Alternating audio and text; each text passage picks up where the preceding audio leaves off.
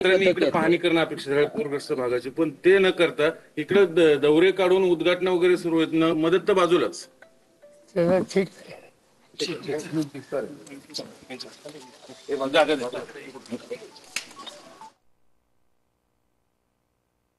कारखान्याच्या विस्तारीकरणाचा शुभारंभ आणि आदरणीय पद्मश्री डॉक्टर विठ्ठलराव विखे पाटील आणि आदरणीय खासदार बाळासाहेब विखे पाटील यांच्या पूर्णाकृती पुतळ्याच्या अनावरण प्रसंगी आज ज्यांच्या शुभहस्ते दोन्ही कार्यक्रम संपन्न झाले ते आपल्या देशाचे कर्तबगार कणखर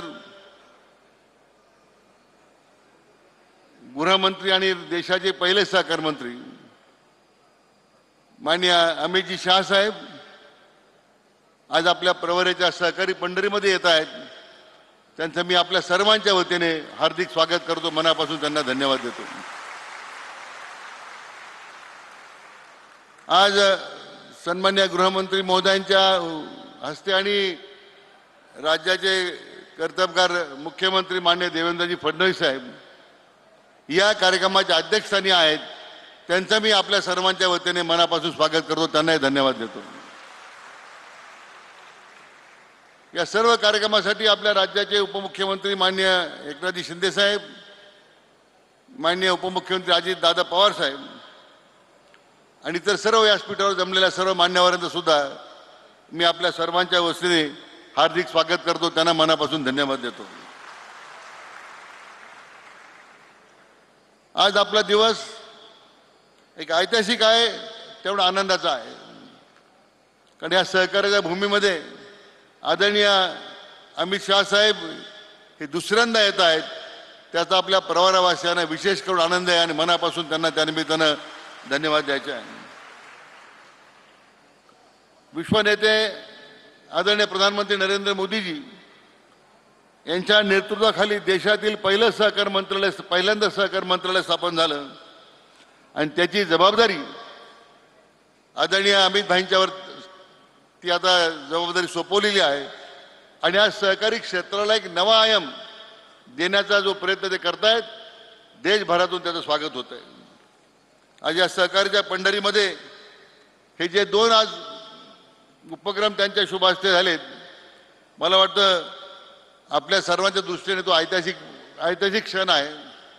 आणि या निमित्तानं या सर्व उद्घाटनासाठी भूमिपूजनाकरता त्यांनी अशी विनंती आपण त्यांना केली. खरं म्हणजे आंतरराष्ट्रीय सहकार वर्ष आहे आणि आंतरराष्ट्रीय सहकारी वर्षामध्ये या आशिया खंडातील पहिला सहकारी साखर कारखाना जो डॉक्टर धनंजयराव गाडगीळ आणि पद्मश्री विखे पाटील यांनी सुरू केला, आज त्या कारखान्याचा एक 10,000 टनी नवा क्षमतेचा नवीन प्रकल्प सुरू होतोय. आणि या सहकार वर्षामध्ये त्या कारखान्याचा शुभारंभ गळीत हंगामाचा त्यांच्या हस्ते व्हावा आणि त्यासाठी ते आलेत. मी पुन्हा एकदा आपल्या सर्वांच्या वतीने त्यांचं मनापासून स्वागत करतो. इथेनॉलचं धोरण आलं, नवीन सहकारी सोसायट्यांच्या करता धोरण आलं, लोन फाळके करण्यापर्यंत सोसायटीचं काम शिल्लक नव्हतं. आज 150 प्रकारचे व्यवसाय सुरू करण्याचं नवीन धोरण आदरणीय अमित भाईंनी या ठिकाणी आणलं. आणि म्हणून अनेक अशा सहकारी चळवळीला दिशा देण्याचं काम सध्या देशभरामध्ये सुरू आहे. खरं म्हणजे अमित भाईंच्याकडे पाहिल्यानंतरच ते प्रसन्न व्यक्तिमत्व आहेच, परंतु त्याबरोबरच देशाच्या या सगळ्या सीमेचं संरक्षण करताना मग आपण 370 कायदा रद्द करताना त्यांचं भाषण आपण लोकसभेत ऐकलं. ऑपरेशन सिंदूरच्या वेळी ते झालेल्या एकूण कार्यपद्धती ती अवलंबली गेली आदरणीय प्रधानमंत्र्यांच्या नेतृत्वाखाली आपण ती पाहिली. देशाच्या नक्षलवादाचं उच्चाटन झालं पाहिजे, देशाला अस्थिर करू पाहणाऱ्या सगळ्या शक्तीचं उच्चाटन झालं पाहिजे. अशा प्रकारचं एक कणखर नेतृत्व आज आपल्या भारत देशाला लाभलंय, हे मी आपलं भाग्य समजतो. आणि म्हणून त्यांचं या ठिकाणी मी पुन्हा एकदा स्वागत करतो. आज आपल्या जिल्ह्याच्या सिंचन प्रकल्पाकरता माननीय मुख्यमंत्री माननीय देवेंद्रजी फडणवीस साहेब यांनी भरीव निधी दिला. मला वाटतं आपल्या महाराष्ट्राच्या इतिहासामध्ये एखाद्या जिल्ह्याला एका वर्षात एवढा निधी मिळणं ही पहिलीच घटना होती, म्हणून त्यांचं सुद्धा मी आपल्या सर्वांच्या वतीने मी मनापासून अभिनंदन करतो.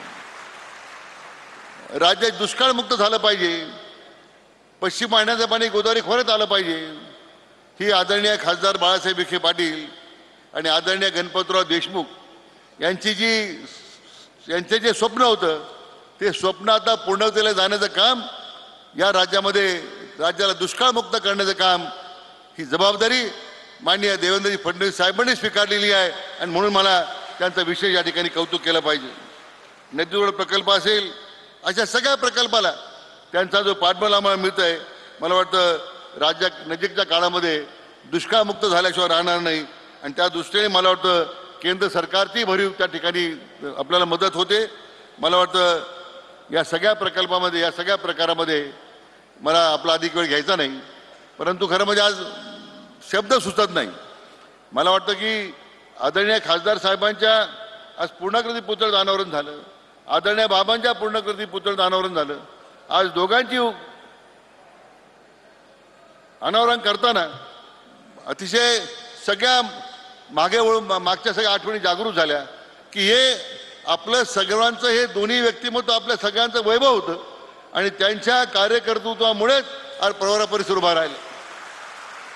आज त्यांना अभिवादन करताना, त्यांच्या स्मृतीला अभिवादन करताना आज त्यांनी घालून दिलेला जो मार्ग आहे त्या मार्गावर आपण आज आक्रमण करतोय. मी आदरणीय अमित भाईंना सांगू इच्छितो, मान्य देवेंद्रजींना सांगू इच्छितो, सर्व व्यासपीठावरच्या मान्यवरांना सांगू इच्छितो की या विचाराशी कधी परतना आम्ही कधी होऊ देणार नाही, ही मी आपल्या निमित्तानं आमच्या परिसराच्या वतीने खात्री देतो. आणि या सहकारी चळवळीला जो आपण नवीन आयाम दिलेला आहे, याचं निश्चितपणे त्याला पाठबळ देण्याचं काम, राज्य दुष्काळमुक्त करण्याचं काम जे आदरणीय मान्य देवेंद्रजी हातात घेतलेलं आहे त्याला पाठबळ देण्याचं काम आमच्या परिसराकडून नगर जिल्ह्याचा पालकमंत्री म्हणून, अहिल्यानगरचा पालकमंत्री म्हणून निश्चितपणे या सगळ्या प्रकारामध्ये आम्ही खंबीरपणे आपल्या पाठीमागे उभे आहोत, ही खात्री या निमित्तानं आपल्याला देतो. पुन्हा एकदा या कार्यक्रमासाठी आपण आवर्जून आलात, मनापासून साहेब मी आपलं स्वागत करतो, धन्यवाद देतो, थांबतो. जय हिंद, जय महाराष्ट्र.